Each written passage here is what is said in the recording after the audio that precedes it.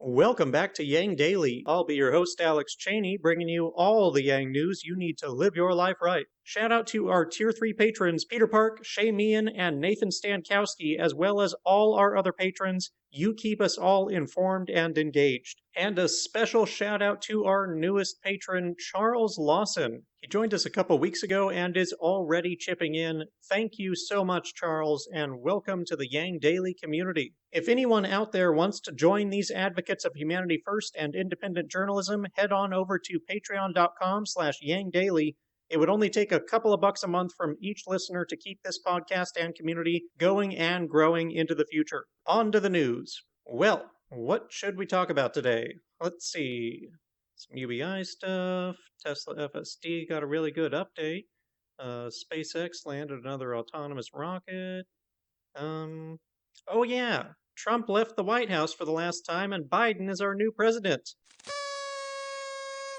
You don't have to love Biden to celebrate today. From treason to reason is a transition any patriot can appreciate. Thank you so much to everyone who worked to make this happen. We will never know exactly how much difference it made, but I'm confident that it's big. Chris Wallace of Fox News called Biden's address the best he's ever heard, and he's been listening to them since 1961. Not sure I'd agree with that exactly. It was okay. A lot of talk of unity. Hopefully that won't turn into a pardon for Trump or backing off from impeachment. Despite restricting the crowd size due to COVID, the event had all the usual trappings, poems, songs, speeches, as well as tens of thousands of flags in the place of a crowd for some reason. If I'm going off of social media, the biggest news appears to be that Bernie Sanders wore winter clothing. He did look quite snuggly and taciturn, but that's just Bernie looking Bernie. Take a deep breath. You feel that weight lifted off your shoulders? You should. Trump's a hefty fellow. Take a moment to appreciate that we won't have to see him in the White House anymore, or worry about his tantrums triggering a nuclear war, or have a new string of outrageous lies emanating from the Oval Office every day. Just functioning government. At least that's the plan, and it's looking good so far. Continuing his campaign of obstruction and petty resentment, Trump declined to attend Biden's inauguration, the first such move in 152 years. In this case, I think everyone was happy with the decision, as we know that he has neither the self-discipline nor the self-respect to be trusted at adult events. When notified, Biden's response was, quote, "one of the few things he and I have ever agreed on," end quote.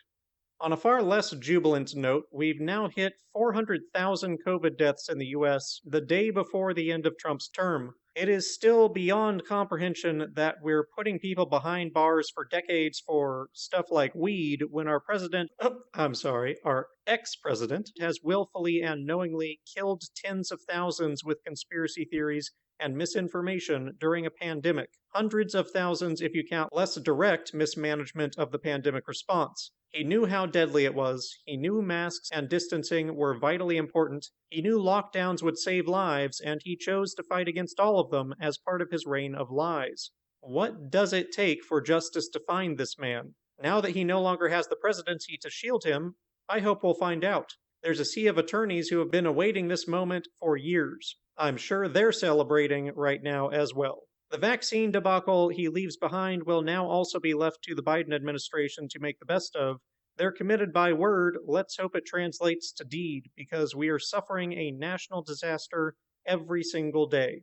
But for the love of us, enough of Trump. Biden promised to issue 17 executive orders in his first days in office, including to rescind the travel ban on Muslim countries, rejoin the Paris Accord and WHO, extend student loan payment and interest moratorium, as well as federal eviction moratoriums, issue a mask mandate on federal properties and for interstate travel, expand testing, establish clear public health standards, economic relief, expand Buy America provisions, criminal justice reforms, healthcare access, reunite families separated at the border, restore the National Security Pandemics Office, begin a government agency review on equity, rescind census orders that exclude non-citizens, preserve and fortify DACA, and rescind the 1776 Commission. I mean, sure, but what have you done for me lately? One thing that cannot be done by executive order, emergency UBI. Humanity Forward is asking that we post 10 to 20-second videos answering the questions: how did your $600 check help your life? How would monthly checks change your life? And why is it important for our leaders to make cash relief substantial? Post it to the thread in the links when you're done. UBI Daily 5 asks that we send a letter to Congress every day for the next 10 days as the new administration is now in charge and getting to work. And we know the first thing they need to work on is emergency UBI.